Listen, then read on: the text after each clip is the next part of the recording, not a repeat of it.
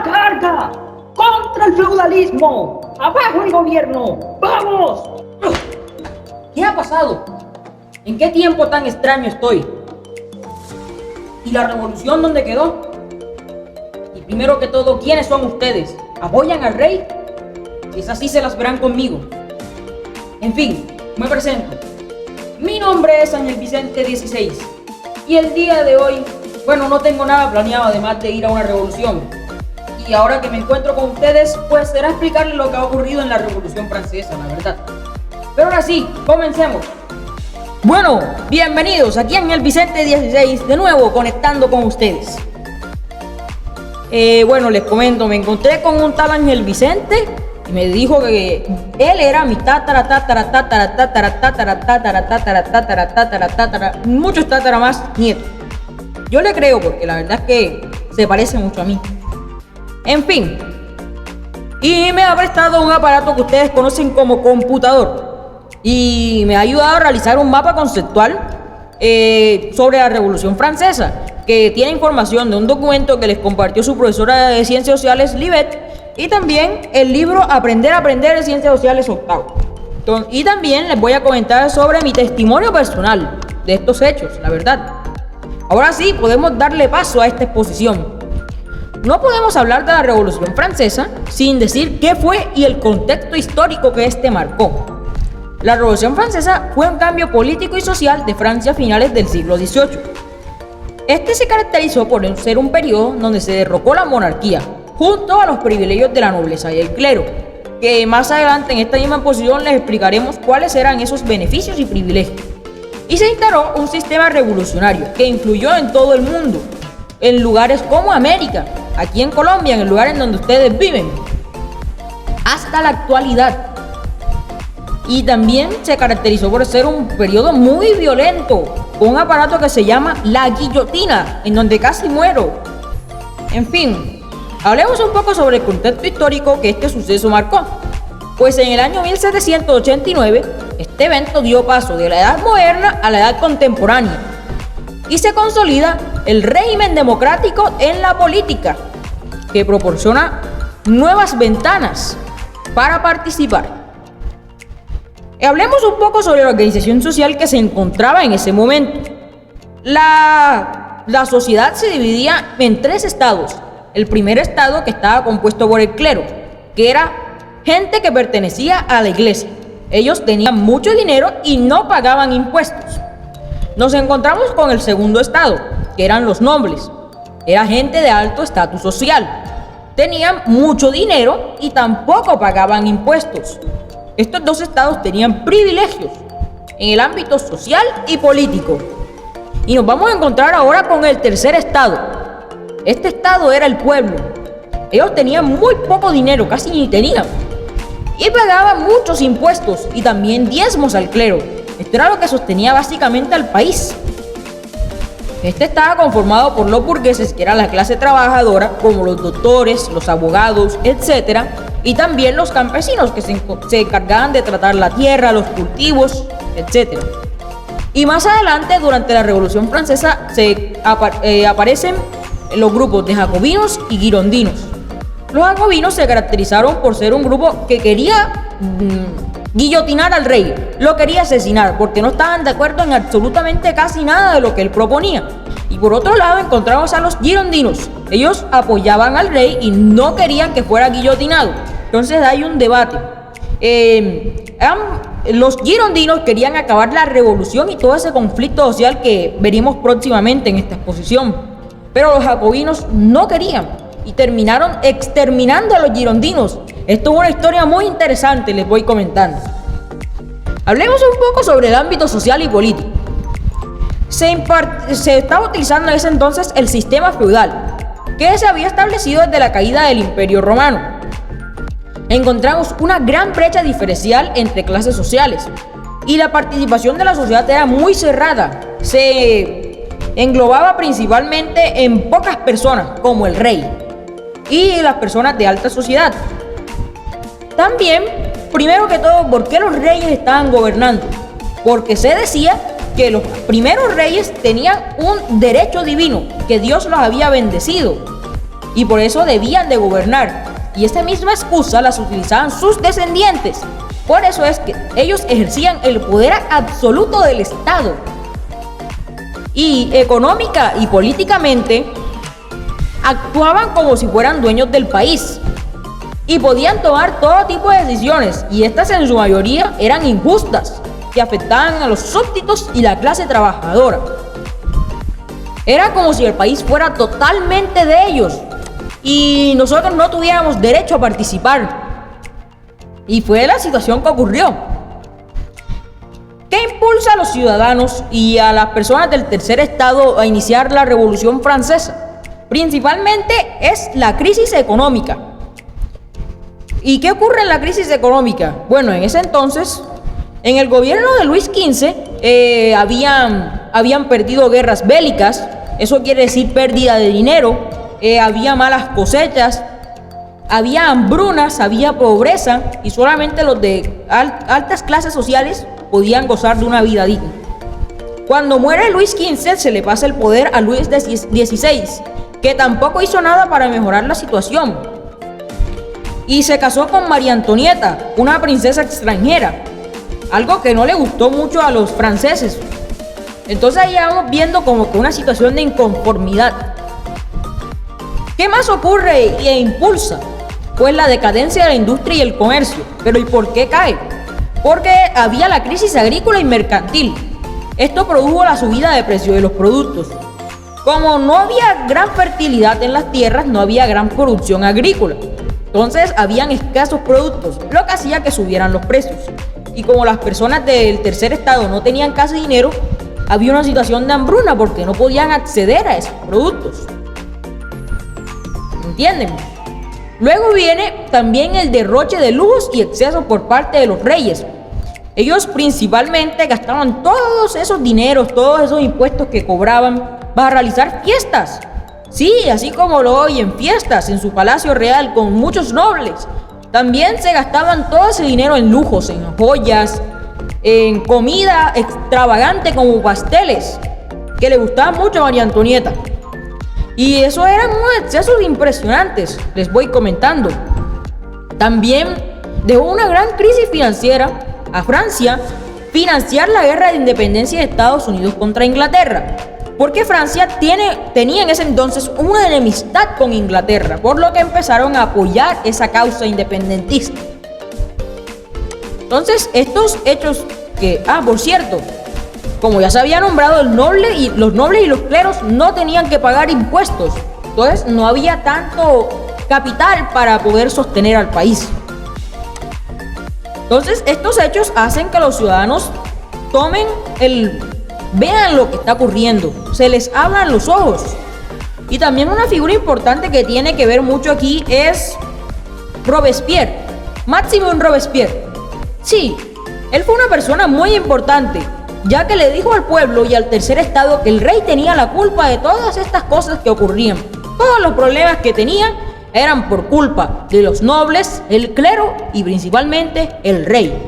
Entonces, ahí ya se van dando cuenta los ciudadanos que era lo que estaba ocurriendo. Otra cosa que impulsa a la revolución es la Ilustración, un movimiento cultural que decía utilizar la razón para solucionar todos los problemas de la sociedad. Este demostraba que la monarquía era un sistema injusto, donde pocos eran privilegiados y otros oprimidos. Les quiero destacar una frase que me gustó mucho, que es sapere aude, atrévete a pensar, que nos da una idea de cuál era el propósito de la Ilustración. Atrevernos a pensar, atrevernos a opinar, a decir por qué esto es así y no puede ser así, a decir nuestra opinión. También mostraban que necesitábamos un Estado justo y equitativo. Se buscaba la igualdad, fraternidad y libertad. Un mundo en donde los hombres y mujeres podían vivir en armonía, con igualdad de derechos. Y se produjeron libros para concientizar al pueblo francés de la opresión que estaba causando la monarquía absolutista. Uno de los autores más importantes de la Ilustración fue Rousseau, Voltaire y Montesquieu. También podemos destacar, ahora sí, el descontento que se empezaba a ver cada vez más en la sociedad, donde se mostraba principalmente la inconformidad de clases sociales, en especial la burguesía, trabajadores y campesinos, que casi no eran tomadas en cuenta para las decisiones políticas y sociales, que era muy injusto. Había una situación de pobreza extrema y hambruna para las personas del tercer estado, casi ni podían acceder a los recursos vitales. Y el poder se centraba, imagínense, en una sola entidad, donde se causaban atropellos a la ley. También se distribuían de una mala manera los recursos. Aquí también aparece una nueva influencia que ayuda al movimiento de la Revolución Francesa. Esta fue la influencia de Estados Unidos y su independencia. Esta independencia inspiró a la creación de un nuevo sistema que es justo y equitativo para organizar a la sociedad, en donde todas las personas tienen las mismas oportunidades. También se implementó un sistema político que se llama la democracia, en donde todos tienen derecho a participar y a opinar. Nadie puede ser excluido. Esta influencia le dio paso a Francia a que se preparara para un nuevo cambio político y social, que es conocido como la Revolución.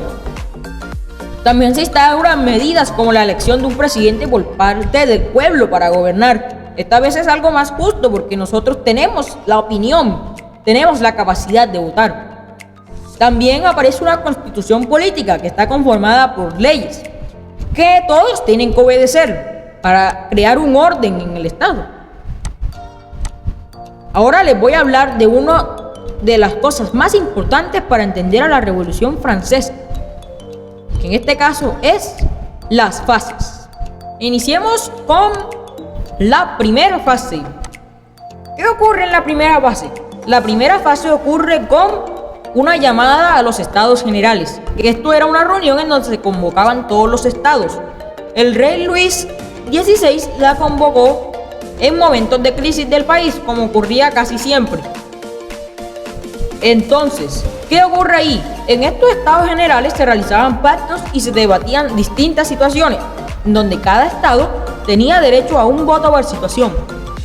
Y a pesar de que el tercer estado representaba la mayoría de la población, es decir, el 90%, siempre, la mayoría de las veces perdían o eran desfavorecidas, porque el primer y segundo estado se ponían de acuerdo para votar en X o Y opción, lo que desfavorecía al tercero. Y cada vez que el tercer estado realizaba peticiones de mejora a las condiciones para el tercer estado, eran denegadas. Por esta situación se conforma la Asamblea Nacional, creada por el tercer estado, con el objetivo de redactar una constitución para cambiar Francia. Esta causa también se une a Robespierre, que fue un miembro muy importante. Algunos miembros de la nobleza y del clero también simpatizaron con las causas de la revolución y sus objetivos para realizar un nuevo cambio. Entonces comenzaron a trabajar lo más rápido, organizados en distintos comités, y se realiza la Declaración de los Derechos del Hombre y del Ciudadano. Pero el rey Luis XVI no la reconoció en gran parte. Entonces inician revueltas sociales. Y durante el proceso se destituyen privilegios feudales. Pero les voy a comentar algo. A pesar de que se redactó la Declaración de los Derechos del Hombre y del Ciudadano, las mujeres no eran tomadas en cuenta en esta parte, a pesar de que ellas batallaron, lucharon y opinaron y participaron en estas revueltas y abrieron sus puertas de su casa en ese entonces para hablar de ilustración. No fueron nunca tomadas al inicio tomadas en cuenta. Fue algo muy injusto, por lo que las mujeres también empiezan una revuelta para pedir por sus derechos y realizan la Declaración de los Derechos de la Mujer. Y entonces esto es un proceso muy importante que demuestra que los derechos que tiene la mujer y la capacidad que ella tiene que participar. Les voy a hablar un poco sobre las revueltas sociales. Entonces, estas organizaciones, como en su mayoría no fueron aceptadas, el pueblo muestra su descontento, salen a las calles y se forma un caos, un desastre. Habían incendios, luchas. Y entonces lo que ocurre en esta revuelta es que el rey Luis manda ejércitos a las calles para tratar de calmar la situación, pero esto no termina ahí. El pueblo toma lugares muy importantes que pertenecen al patrimonio cultural de Francia, como lo era la Bastilla. Pero hay una razón por la que ellos visitaron la Bastilla específicamente. Además de esta razón que le acabamos de dar, el pueblo obtuvo armas, pero el único lugar, curiosamente, en donde se encontraba el plomo o la pólvora para hacer funcionar esas armas se encontraba en la Bastilla, por lo que lo toman y obtienen esa pólvora para poder armar sus armas. Muy interesante. Aquí entonces también aparecen un grupos de campesinos pertenecientes a las áreas rurales. Y ellos en ningún momento reconocieron la autoridad de los señores feudales, que ya poco a poco se les iban destituyendo sus privilegios. Por estas razones, atacaban palacios, quemaban propiedades de tierras y se le conoce como insurrección agraria. Y también los historiadores lo consideran como el Gran Miedo.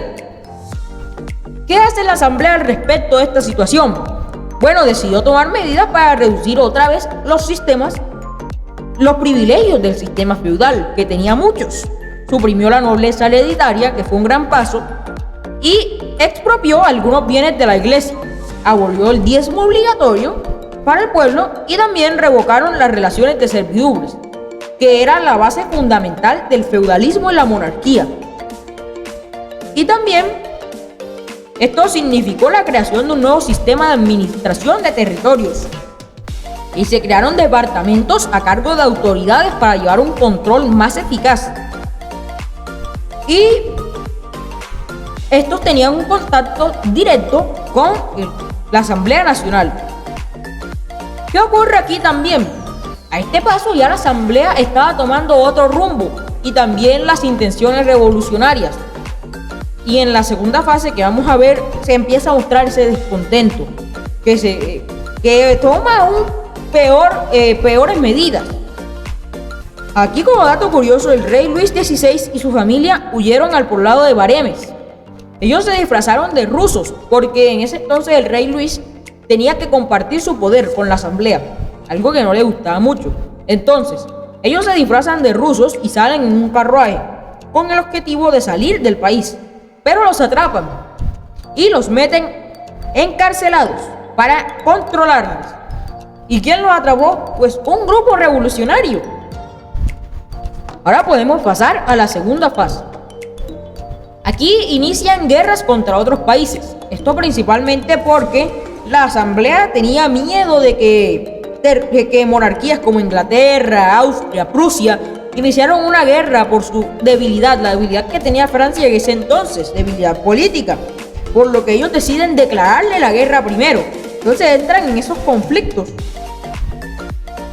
También uno de los sucesos más importantes de esta fase es la ejecución del rey Luis XVI y su esposa María Antonieta. Aquí un dato curioso, ellos los guillotinaron, así como muchas otras personas. La guillotina, que consistía de una cuchilla que decapitaba cabezas en cuestión de segundos, era considerada como un acto público en donde se realizaba en un altar y todas las personas estaban apreciando el momento porque lo consideraban como un espectáculo. Eso no me parece algo muy divertido a mí, la verdad, pero aún así asistía. Entonces, después de las guerras y esa decapitación, se abolieron nuevamente derechos feudales. Ya poco a poco estamos viendo que los privilegios que tenían en un inicio van decayendo. También continuaba un descontento con algunas clases populares, porque algunos consideraban que esta revolución estaba tomando un rumbo totalmente distinto y se estaba radicalizando. Y esto no había traído las mejoras que se proponían. Entonces empiezan unas revueltas contrarrevolucionarias y monárquicas. Entonces, para proteger esta revolución, se realiza el Comité de Salvación Pública, que apresaba a los ciudadanos sospechosos. Aquí Robespierre tiene un papel muy importante, porque él fue uno de los encargados de este comité.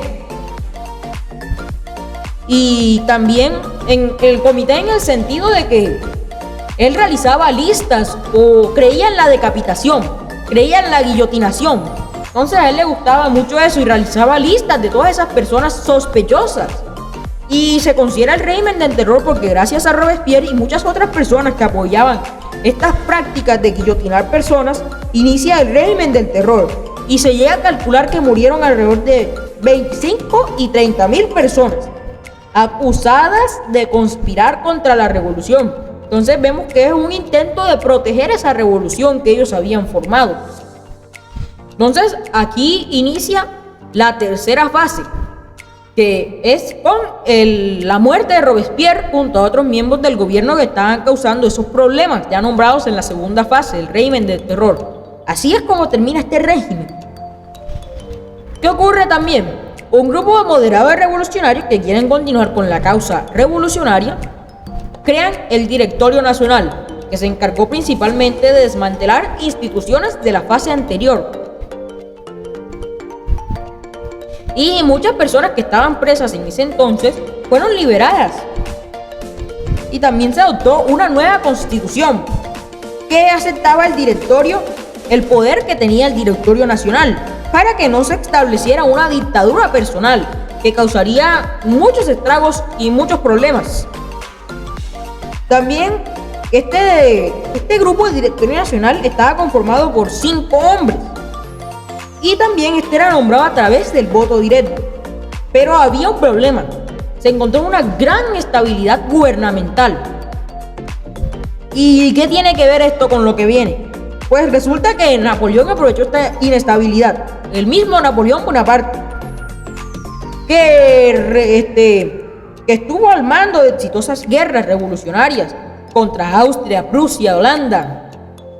Y entonces él dio un golpe de estado contra el Directorio Nacional en el año 1799. Entonces se inicia la cuarta fase. Después de que Napoleón realiza este golpe de estado, es proclamado cónsul francés. Y luego en 1802 es nombrado como cónsul vitalicio. Y en 1814 fue cuando fue depuesto y exiliado. A pesar de que Napoleón tenía un ansia de poder y de gobernar Francia e incluso querer dominar el mundo, realizó buenas acciones para Francia y mejoró esa estabilidad. Ya nos estamos acercando al fin de la Revolución Francesa. Napoleón lideró campañas militares y redujo la amenaza externa y creó el Código Napoleónico, en donde se sintetizaban esas reformas que habían tenido desde el lugar del proceso revolucionario, desde el inicio del proceso revolucionario, en donde se abolieron ya de manera definitiva los privilegios feudales. También se centralizaron departamentos administrativos y se tuvo una nueva división del territorio. Y se crea un sistema muy eficiente y más equitativo en la recolección de impuestos. Podemos realizar unas conclusiones. Podemos observar que había un sistema muy injusto, muy incorrecto, en donde el tercer estado era oprimido y simplemente el poder se concentraba en pequeñas personas. Pero gracias al poder del pueblo y de poder expresar nuestras opiniones y sentimientos, logramos realizar la Revolución Francesa, interactuar con las autoridades y cambiar las leyes, por ejemplo, con las constituciones que se realizaron, con el Código Napoleónico también con esos sistemas como el Directorio Nacional, se realizaron cambios en el gobierno. Y esto es un proceso de la historia muy interesante. Bueno, les tengo que decir algo. Me tengo que ir porque creo que según mis cálculos ya se va a acabar la revolución en la que estoy participando. Así que voy a tratar de decir unas palabras mágicas. Déjenme y busco mi bastón. Acá y con estas palabras puede regresar a mi tiempo. Vamos a ver. ¡Abracadabra! ¡Pata de cabra! ¡Adiós!